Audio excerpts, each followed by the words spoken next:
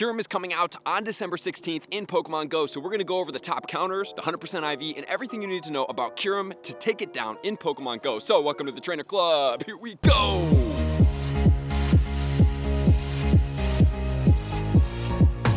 On December 16th, all the way until December 23rd, we are going to have Kyurem making its way into Pokemon Go, and not the black or white version, which hopefully at some point they will be coming out. This is going to feature the regular Kyurem. Okay, so the regular Kyurem, with it said, does have a new move, which is going to be Glaciate, which I will be coming out with the best of the best to make sure you guys do know about Glaciate, because it actually is pretty decently impressive. But besides that, this Pokemon is going to be a Dragon and an Ice-type Pokemon. And if you guys do want more raid battles or anything to do with raiding, you can check in the pinned comments below, jump into the Discord, or you can also jump into the Patreon, get some remote raids to be able to raid even better, or get into the Patreon and become on my friends list. And let's not forget that on the 20th of December, we will have a raid hour. So with it being a Dragon and an Ice-type Pokemon, it's going to have 5 weaknesses, which are going to be Dragon, Fairy, Fighting, Rock, as well as Steel. Okay, so 5 total weaknesses that you're going to be able to use to exploit this Pokemon. Which one do you think is going to be the strongest? And as far as its movesets, it's going to get Dragon Breath as well as Steel Wing. Okay, so dragons are going to be strong against dragons, and the Steel is going to be strong against Fairy, so we're going to have to be a little bit cautious about that. Then it will get Blizzard, Dragon Claw, Draco Meteor, and then unfortunately an Elite Charge TM will be needed to get the Glaciate moveset. So I'm just going to voice my opinion real quick before we move on that I am not the biggest fan of them continually releasing Pokemon, and they only release the moveset of these Pokemon one time. Although the one thing that is going to be mentioned is that some of these Pokemon, or most of the times, you might raid and not even get a good IV one, right? So I didn't get a good IV Zekrom, and I did not get a good IV Reshiram. But if I did, I would have to use a premium TM to be able to get it, which I'm not the biggest fan of. At least once every couple times, I think they should come back, or just introduce a new Pokemon so we can move on. And we need to know how many trainers to take down this Pokemon. It is going to be 1.69 trainers with level 40 counters. So yes, it is doable, but you need to have level 40-ish counters. And if you have above level 40s, you're going to be able to take this Pokemon down quite fast. And the IVs are going to be 2,042 for the 100% IV in non-weather boosted conditions. So every condition but 2 conditions, snowy weather as well as windy weather, will boost this Pokemon all the way to level 25 at 2,553. And let's not forget about the beautiful shiny with the pink tuff in the front of it, which then is going to transition us into our top counters. So in counter spot number 1, did you guess? It's going to be Shadow Metagross, okay, with Bullet Punch and Meteor Mash, another Pokemon that will require an Elite Charge TM. In spot number 2, we are going to be getting the Mega Rayquaza with Dragon Tail and Breaking Swipe. Okay, with the Mega Rayquaza, I'm going to point out that Mega Rayquaza will boost the XL candy coming from this Pokemon. So Mega Rayquaza is my recommendation to use. Hopefully you guys have a Mega level 3 Rayquaza right now, and to get you more XL candy. And just a reminder, if you raid in person and invite people, everybody raiding in person will get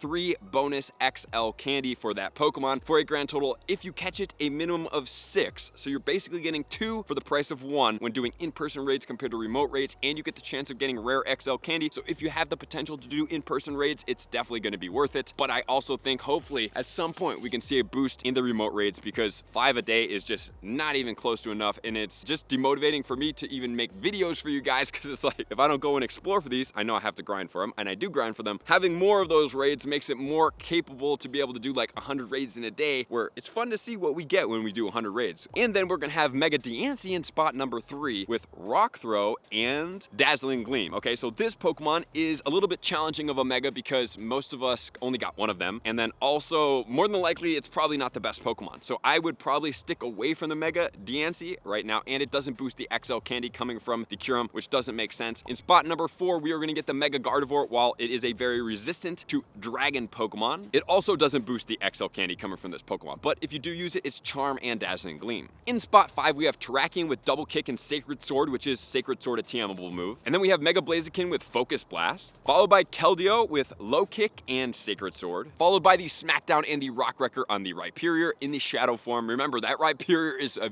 very big beast. And then we have the budget counter of Metagross with Bullet Punch and Meteor Mash. I love the Metagross. It's a really good Pokemon, and eventually it will have a Mega, which is very exciting. Then we're going to have the Primo Groudon, which is going to be Dragon Tail and Precipice Blades, followed by the Mega Latios, and then the Mega Garchomp. Then we have the Mega Tyranitar with Smackdown and the Stone Edge. And just a reminder that Mega Tyranitar is a very cool looking Pokemon. It is powerful, but there are more powerful Pokemon than it for different categories, as we have seen. Then we're gonna have Shadow Excadrill with Metal Claw and Iron Head, followed by Counter in Aurasphere on the Lucario. I can't wait till the Mega Lucario comes out to see where it does stack up against the Rayquaza and Metagross in the Shadow form, up against Pokemon such as this Kyurem. And then let's skip it to spot 18. We have the Shadow Machamp. Spot 19, we're gonna have the Shadow Hariyama, both of those with Dynamic Punch. Spot 21, we have the Shadow Gardevoir, and then spot 22, we are gonna have the Conkeldurr, which you guys already had a Calm Day for, so you should have some of those Pokemon out there. In 23 and 24, we have Shadow versions of the Tyranitar and the Rampardos. In spot 26, we're gonna have Dialga, and then in spot 30, we have another budget counter, which is gonna be the regular Rhyperior. Okay, so this is where we're at for this specific Pokemon, but let's talk about the weather conditions. So like we talked about, in the windy weather, that is going to boost all of our Dragon Pokemon. It's gonna boost catching this Pokemon. It's gonna be the best situation for us to fight this Pokemon with, because not only are we gonna catch the weather boosted Kyurem, we are also going to be getting a weather boost to all of our Dragon movesets. So that's where we're gonna sit as the best. But if you are using fairy counters, you're gonna be in the cloudy weather. And then finally, the snowy weather will boost the Kyurem all the way to level 25, but then that's also going to boost all of our steel type Pokemon. So the Metagross is going to be extremely strong in that snowy weather. So guys, that's gonna be everything we need to know about Kyurem counters in Pokemon Go. So thank you guys for tuning in. As always, I love and appreciate all of you guys. I hope you have an amazing day. To all my likers, commenters, subscribers, Patreon members, everybody takes your support, subscription, participation to X level. I'm gonna see you guys out on the next video. Peace.